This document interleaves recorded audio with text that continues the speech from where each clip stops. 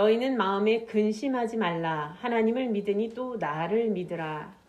내 아버지 집에 거할 곳이 많도다. 그렇지 않으면 너희에게 일렀으리다. 내가 너희를 위하여 거처를 예비하러 가노니 가서 너희를 위하여 거처를 예비하면 내가 다시 와서 너희를 내게로 영접하여 나 있는 곳에 너희도 있게 하리라.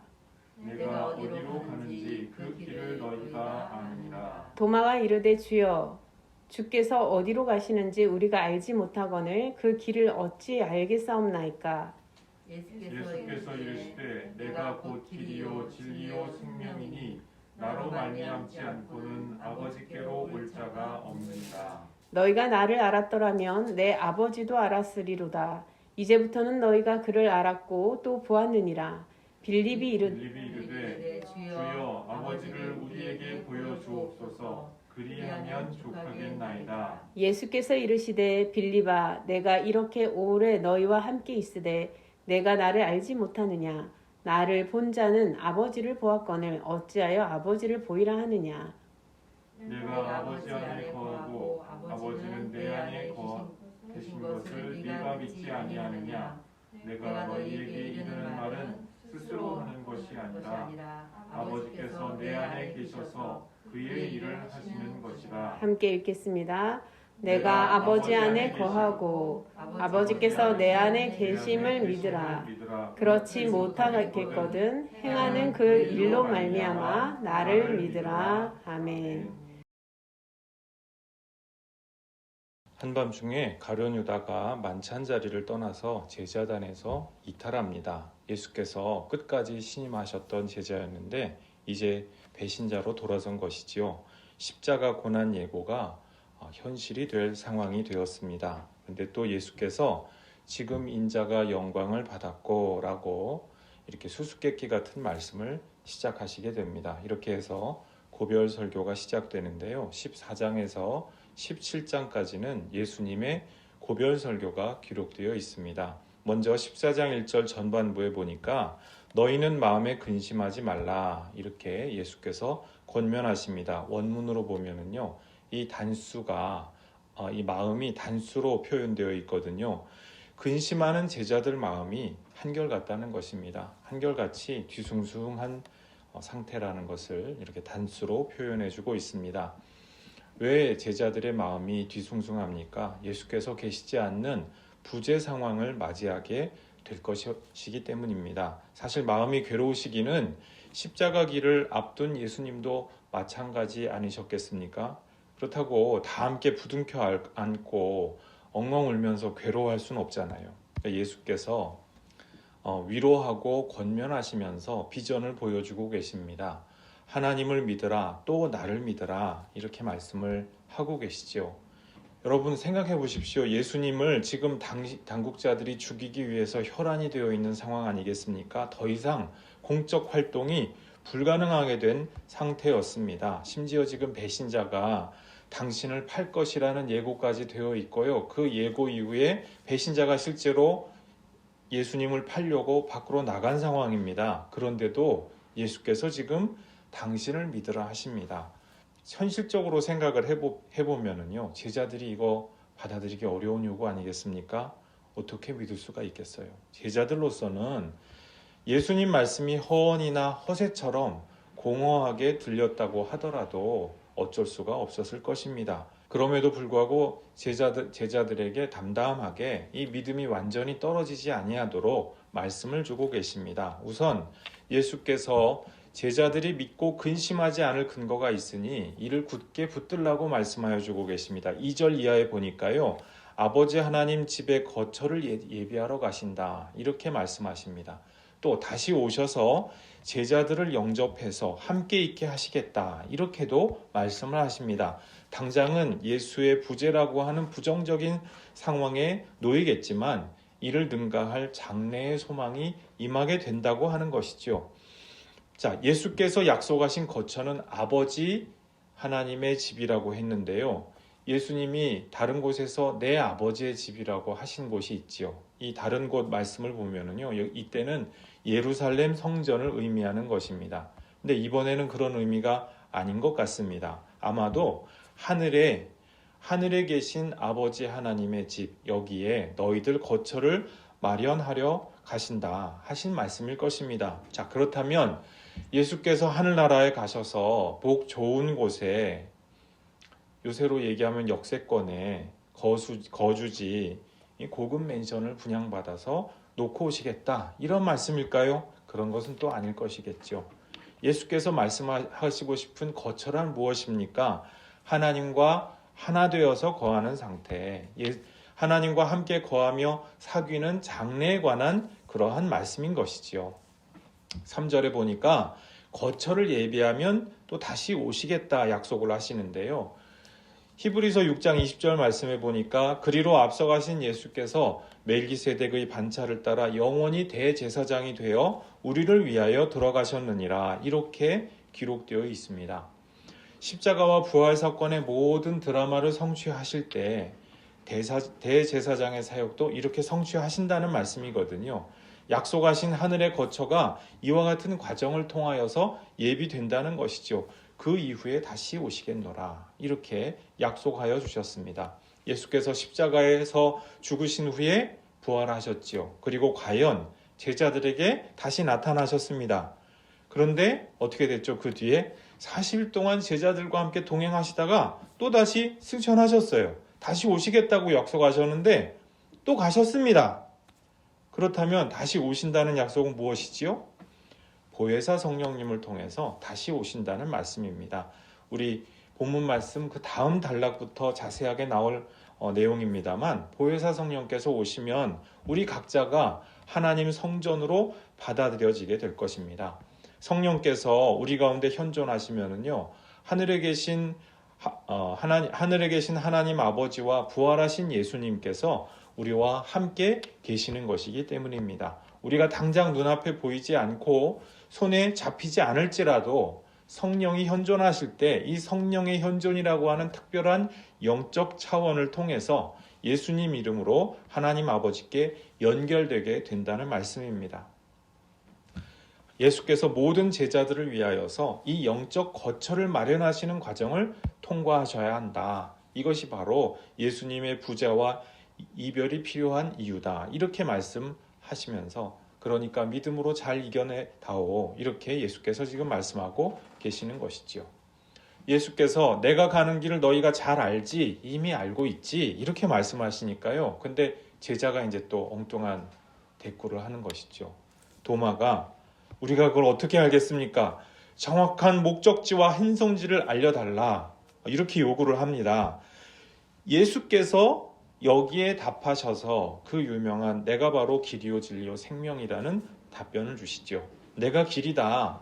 내 삶의 궤적을 봐라. 이것이 바로 길이다. 이렇게 말씀을 하고 계시다는 말씀입니다. 다 알고 있지 않니? 앞으로 십자가의 길이 있을 거야. 내가 여러 번 예고했지. 죽음만 기다리는 것 같은데 사실은 여기에 영원한 진리와 부활 생명이 있을 거란다. 너희도 자기 십자가를 지고 나의 이 길을 따라오너라. 그러면 너희도 진리와 생명을 얻게 될 거야. 이렇게 말씀을 하고 계십니다. 도마가 지금 길에 대해서 물으니까 예수께서 길에 대해서 답변하시면서 길과 진리와 생명, 이렇게 답변을 주셨다는 얘기죠. 우리는 지나놓고 곰곰이 곱씹어 보니까 이게 그런 의미구나 하고 알아들을 수가 있습니다. 물론 길과 진리와 생명이 맥락 없이 막 쓰이다 보니까 이게 무슨 신흥종교 교주가 얘기하는 것 같기도 하고 묘한 느낌이 들 수가 있습니다만, 맥락을 우리가 생각해 보면 이런 말씀이라는 것이죠. 우리가 지금 듣기에도 이게 난데없이 들릴 수가 있는데 당시에 도마나 다른 제자들이 들을 때는 어땠을까요? 도대체 난데없이 갑자기 웬 길과 진리와 생명? 길을 예수님이 길이면 어쩌란 얘기지? 무슨 말인지 이게 당혹스러웠을지도 모르겠습니다. 도마도 이어서 빌립도 계속 질문한 내용을 보면은요, 예수님 뜻을 잘 몰랐다고 하는 것이 나타납니다. 그래서 제자들로서는 잘 몰랐어서 물어봤는데 또 예수님 답변이 뭐죠? 너희는 이미 다 안다, 또 이러세요. 그러니까 이건 또 무슨 말씀이신가? 제자들은 지금 막 혼란한 상황인 것이죠. 더욱더 놀라운 것이 나로 말미암지 않고는 아버지께 이를 수 없다. 또 이렇게 말씀을 하세요. 십자가에 이르는 삶의 궤적이 아니고서는 아버지 하나님께 이룰 수 없다. 이 말씀이거든요. 십자가에 이르는 삶의 궤적을 선택하는 그 사람이 아버지 하나님, 예수의 이름으로 그와 같은 삶의 궤적을 선택할 때 아버지 하나님께 이룰 수 있다. 이 말씀을 지금 해주고 계시는 거거든요. 이것은 단순한 교리적인 동의 여부보다 더 넓고 큰 가르침입니다. 인간의 여러 가지 종교적, 철학적 사변과 관념으로는 아버지 하나님을 아는데 이룰 수 없다. 이런 말씀이기도 합니다. 독일의 철학자 칸트가 순수이성 비판에서 내놓은 유명한 명제가 있는데요. 인간의 이성은요, 선천적으로 범주를 적용해서 작동하게 돼 있다. 공간과 시간과 이런 범주들을 인간이 선천적으로 장착하고 있다는 거예요. 그리고 여기에 따라서 모든 것을 판단하고 그리고 이성적으로 생각을 하도록 돼 있다. 칸트가 이것을 발견했어요. 그래서 근데 여기에 따르면은 인간의 사고 범주 너머에 있는 것들에 대해서는 이성이 작동할 수 없다. 이렇게 칸트가 이것을 발견을 한 것입니다. 내가 똑똑하고 총명하면 종교적 철학적 진리에 대해서 뭔가 이렇게 한 소리 할 수 있을 것만 같지 않습니까? 그렇게 말할 수 있는 권리가 있을 것만 같은데 칸트가 이 문제에 대해서 깊이 숙고해 보니까 인간이 똑똑해가지고는 알 수가 없더라는 것이죠. 왜? 인간의 이성이 바르게 작동할 수가 없더라라고 하는 것입니다. 인간이 종교적, 철학적 사변이나 깨달음으로는 또는 계산이나 노력 같은 것으로는 하나님의 비밀을 풀어낼 수 없다라는 것입니다. 절대자 하나님께서 직접 당신 자신을 계시하신 그만큼만 우리가 알 수 있다는 말씀이지요. 예수께서 십자가 길을 통하여서 하나님 아버지를 계시하셨다고 하지 않습니까? 우리가 그만큼만 알도록 허락받았다. 이 말씀입니다. 이를 통해서만 비로소 절대자 하나님을 인격적으로 알 수 있는 길이 열리게 될 것입니다. 절대자 하나님을 알 때 약속된 진리와 생명이 내 존재의 현실이 될 수가 있다. 이 말씀입니다. 자, 여기까지 예수께서 말씀을 하셨는데요. 8절에서 또 다른 엉뚱한 제자 빌립이 튀어나오죠. 이번에 뭐라고 말합니까?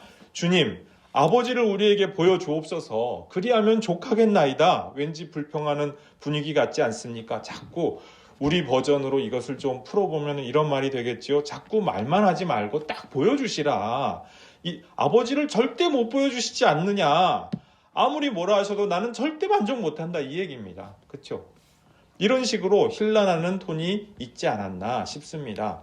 빌립이 어떤 사람인지 이 요한복음에서 찾아보면은 오병이어 기적 때 빌립이 나옵니다. 여기서 어떤 말을 했는지 혹시 기억하십니까? 군중들에게 많은 돈을 쓴다고 해도 뭐라고요? 부족하다. 이걸 얘기하는 사람이 빌립이에요. 근데 이번에는 또 아버지를 보여주면 어떻게 한다고요? 족하다. 이 사람이 입에 달고 쓰는 말이 부족하다, 족하다 이 말이라는 것입니다. 이 족하다, 만족하다라는 말은요, 원문에 보면 아르케인이라고 하는 동사인데요. 요한복음에 딱 2번 나옵니다. 이 딱 2번을 누가 말하죠? 빌립이 딱 2번 말하는 이 아르케인 동사를 말합니다. 그만큼 부족과 결핍과 없음과 이런 데에 대해서 아주 예민했다고 하는 것을 우리가 단적으로 알 수 있다고 하는 것이죠. 빌립은요, 부족과 결핍을 극복하고 만족하고 싶어하는 사람이었습니다.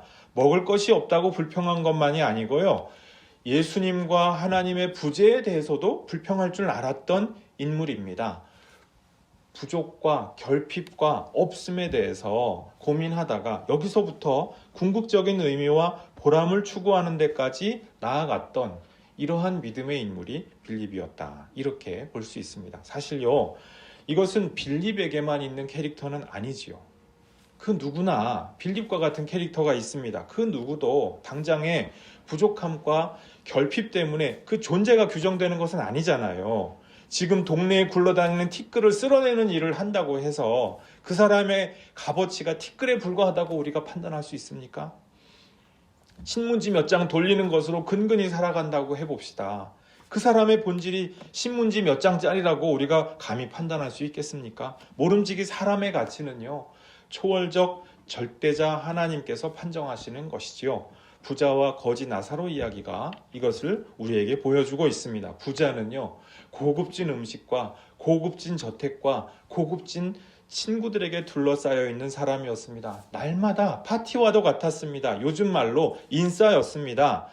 나사로는 어떻습니까? 모든 것이 부족했죠. 모든 것이 없죠. 모든 것이 결핍되어 있죠. 한없이 초라하지요. 한없이 불쌍한 존재가 바로 나사로였습니다. 그러나 초월자 하나님께서 그들의 생애 끝에 하신 판정은 어땠습니까? 우리 상식과는 달랐다는 것이에요. 온 세상이 알아주던 부자는요, 하늘나라에서는 이름조차 기억되지 못하는 초라한 존재에 불과했습니다. 동네 개들조차 만만하게 보았던 거지 나사로는 어떻습니까? 그 이름이 기억되었을 뿐 아니라 아브라함 옆 영예로운 자리에서 빛난 영광을 누리는 사람이 되었습니다. 그래서 우리는요, 모든 고통과 역경을 통과할 때 욥이 그랬던 것처럼 내 모든 고통과 역경과 운명의 이유를 듣고 싶어 합니다. 그냥 아무에게나 듣고 싶어 하지 않지요. 초월적 절대자이신 하나님께서 정말로 나에 대해서 어떤 계획을 갖고 계신지, 어떤 목적을 갖고 계신지 그 비밀을 듣고 싶습니다. 비밀과 진실에 대해서 우리가 듣고 싶어 한다고 하는 것이죠. 그래서 우리가 종교적인 체험을 구하고요, 종교적인 진리에 대해서 우리가 알고 싶다는 생각을 합니다. 모세도 하나님께 주님을 직접 보여달라고 하지 않습니까? 출애굽기 33장에 보니까 직접 보여달라고 요구를 하고 있습니다. 왜 그렇습니까? 자기 자신과 민족이 이렇게 고생하고 고난받는 이유와 장래의 소망에 대해서 알고 싶어 했기 때문입니다. 이 모든 고생과 아픔이 정말 하나님과 관계에 있는 것인지, 정말 보람된 과정인지 알고 싶었던 것입니다. 내가 믿는 이 하나님이 정말 참 하나님이냐, 내가 믿는 이 진리가 정말이냐, 이것을 확인받고 싶었다는 말씀입니다. 물론 모세가 감히 하나님을 계신 그대로 직접 뵐 수는 없었지요. 바위 뒤에 숨어서 그의 현존을 잠시 느껴보도록 허락받았을 뿐입니다. 빌립도 지금 예수님 앞에서 하나님 아버지를 직접 보여달라 이렇게 요구하고 있지 않습니까? 이것은 힐난하는 돈이 물론 있었겠지만 하나님 안에서 자기 인간 실존의 목적이 있음을 보았다는 것이죠. 소위 말해서 초월적 욕구가 있는 사람이었습니다. 초월적인 욕구라는 것이요, 모세나 욥이나 사도 빌립 같은 그런 특별한 사람들만 갖고 있는 것이 아닙니다. 인류 공동의 물음이지요. 보편적인 물음이고요, 궁극적인 관심입니다. 다만 많은 사람들이 궁극적이지 않은 가짜 답을 자기 나름대로 정해놓고 기꺼이 거기에 속아 들어가는 것이죠. 돈이 됐든지 권력이 됐든지 명성이 됐든지 인기가 됐든지 쾌락이 됐든지 여러 가지 자기만의 가짜 답을 만들어 놓고 이것이 최고라고 여기면서 그렇게 살아가는 것입니다. 그래서 하나님의 계시가 계시로 보이지 않는 것이죠. 이제 빌립의 요구에 대해서 예수께서 뭐라고 답하십니까? 예수님의 길을 따라온 사람이라면 이미 알고 있다는 거예요. 빌립이 아니까 질문을 한 게 아니잖아요. 지금 모르는데 질문했습니다. 그런데 예수께서 말씀을 하시는 것이 이미 다 아신다는 거예요. 이미 알만한 그 답이 이미 다 주어져 있다는 것입니다. 예수님과 동행한 사람이라고 한다면 알아볼 수 있는 요소들이 이미 다 주어져 있다. 다만 그것이 아버지 하나님의 영광이라는 것을 알아볼 수 있는, 깨달을 수 있는 계기만 없을 뿐이다, 그 얘기입니다.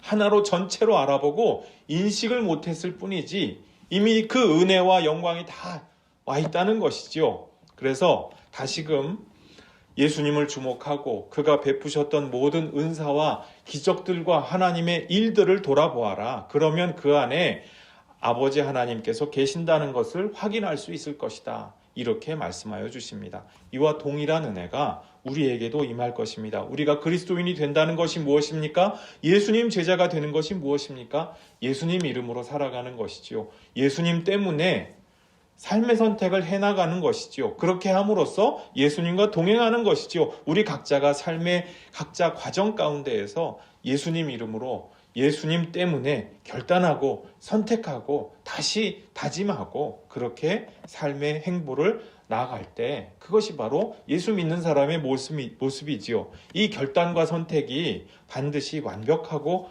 흠없는 것은 아닐 수도 있습니다. 에이, 저 사람 예수 믿는데 왜 저 모양이야? 왜 저렇게 실수가 많아? 왜 저렇게 잘못을 많이 해?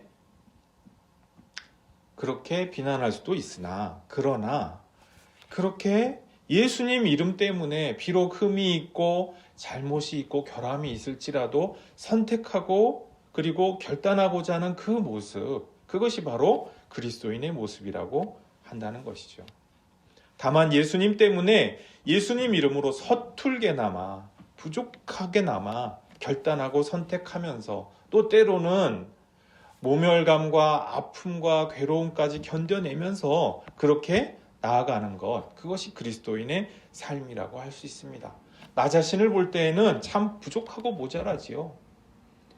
때로는 그것 때문에 피눈물이 나는 것 같이 힘들 수도 있습니다. 나 자신을 믿을 만하지 않고요, 별로 신뢰할 만하지 않습니다. 하지만 십자가와 부활의 예수님은 우리가 믿고 신뢰할 만한 분 아니겠습니까? 변치 않는 분, 끝까지 나를 사랑하시는 분이시기 때문에, 그렇기 때문에 우리가 예수님을 따릅니다. 그런데 이렇게 하는 것이 맞을까요? 우리는 이렇게 결함이 많은데 여러 가지 실수도 많이 하고 잘못도 많이 하고, 그때는 잘한 일인 줄 알았는데 돌아놓고 보니까 잘못한 일이 많았고, 내가 너무나 부족한 것 같아서 내 딴에는 의롭다고 한 일인데 나중에 보니까 죄이고, 이런 일이 얼마나 많습니까? 자, 그래서 우리도 빌립처럼 뭔가 하나님 아버지의 신비로운 모습을 꽉 봐야, 딱 보아야, 그렇게 해야 우리도 족하지 않겠습니까? 예수님께서 오늘 말씀하여 주신다는 것이죠. 그런 것이 아니라는 것입니다. 그렇게 해야 우리가 하나님 아버지의 영광을 확인한 것이 아니라는 것입니다. 우리가 예수님 이름으로 예수님 때문에 살아간다면, 예수님 때문에 내 삶에 변화가 일어나고 있다면, 예수님이 바로 내 운명을 그렇게 결정하고 규정하는 분이라고 한다면, 우리는 이미 아버지 하나님의 영광을 누리고 있는 그분의 자녀라는 것입니다. 우리가 이미 하나님이 함께 하시는 하나님 성전으로서 높임받고 있기 때문입니다. 아버지 하나님과 연결된 그의 자녀로서 그분께 기억되고 있는 상태가 되었기 때문입니다. 예수님은 길이요 진리요 생명이십니다. 오직 이 길을 통해서만 아버지 하나님께 연결될 것입니다. 이 약속된 복락 누리시기를 주님 이름으로 축원합니다. 주님, 제자들을 위해서, 우리를 위해서 사랑의 결단하시며 고난의 길, 진리와 생명의 길 걸으신 것 감사합니다. 오늘도 성령 안에서 우리를 영접하여 주시며 항상 우리와 함께 하심 감사합니다. 주님의 사랑 가운데 언제나 주님과 동행하게 하옵소서. 우리 삶의 궤적이 길과 질과 생명 되신 예수님 때문에 날마다 변화되게 하옵소서. 그리하여서 아버지 하나님의 영광이 우리 삶 가운데 임하고 있음을 깨닫게 하옵소서. 예수 그리스도 이름으로 기도드리옵나이다. 아멘.